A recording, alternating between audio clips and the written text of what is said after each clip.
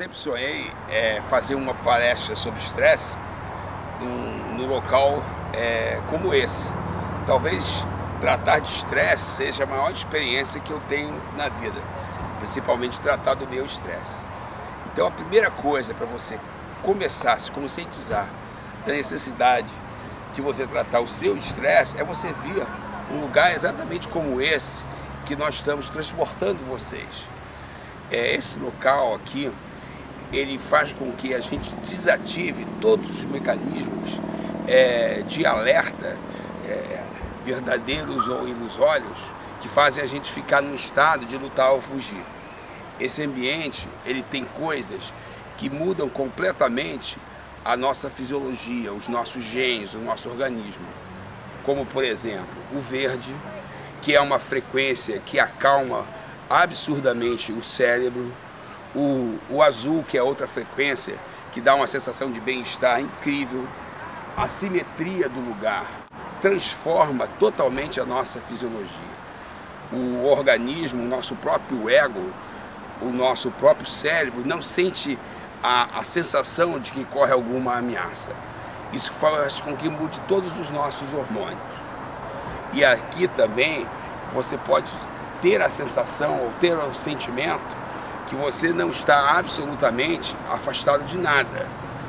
Porque o local, a harmonia do local, a simetria do local, a harmonia do local faz com que você ative dentro de você informações de que você não está separado do universo.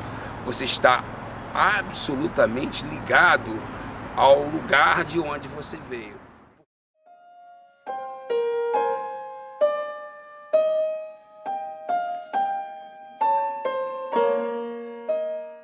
Antes de vir para cá, eu fiquei um bom tempo estudando os últimos trabalhos sobre as emoções, chamadas emoções destrutivas, que mais são as causadoras de estresse, que são três. A primeira, que é a ansiedade, vou falar um pouquinho sobre ela. A segunda é a raiva e a terceira é a ilusão. Então eu estudei muitos trabalhos moderníssimos sobre como é que essas emoções elas atuam no cérebro e como é que nós podemos aprender a suavizar, a criar uma brandura para que a gente tenha controle dessas emoções destrutivas, ao invés das emoções destrutivas terem controle sobre nós. Então, eu estudei muito isso, mas a coisa ela pode ser resumida de uma maneira muito simples. Por exemplo, o que é uma sensação de ansiedade? Uma sensação de ansiedade é uma sensação aprendida por uma partezinha da gente que fica falando o tempo todo no nosso ouvido, que é chamada de ego. Então o tempo todo a gente fica avaliando, a gente fica julgando, a gente fica se identificando com um monte de coisas que ensinaram pra gente e a gente perde simplesmente o controle, perde a lógica, o equilíbrio de entender que são só aprendizados. Não somos nós aqueles aprendizados. Aqueles aprendizados nos pertencem, nós não pertencemos a ele. Então o que acontece na ansiedade? A nossa mente, o nosso pensamento, o nosso sentimento, a nossa emoção, a nossa memória, ela está no futuro, ao invés de estar no presente. Agora está no futuro com medo de uma mágoa. No caso, a mágoa seria quando o ego ele não é atendido com aquilo que ele se identifica.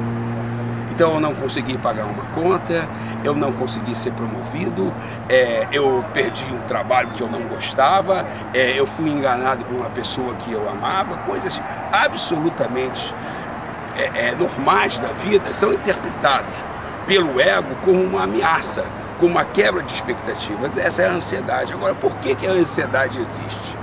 Ela existe principalmente por uma coisa chamada de ilusão, que são justamente expectativas que não vão levar a gente a absolutamente lugar nenhum, mas elas são condicionadas. A gente está sempre alimentando determinadas ilusões que não somos nós, é apenas um aprendizado do nosso ego. E qual é a maior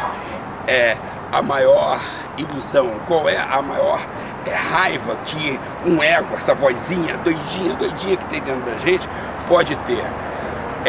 A ilusão de não ser aceito, a ilusão da separação. Essa é a maior causa de ansiedade, essa é a maior causa de mágoa, de frustração. A sensação da separação ou a não aceitação de uma separação. Esse é o problema que a gente tem que se resolver. Só que num lugar como esse, em que vocês estão vendo por filme e eu estou vivenciando experiencialmente, não há absolutamente como você sentir algo separado nesse ambiente. E esse é o melhor remédio anti-estresse. Você ir a determinados lugares que você não vai perceber separação em coisa nenhuma.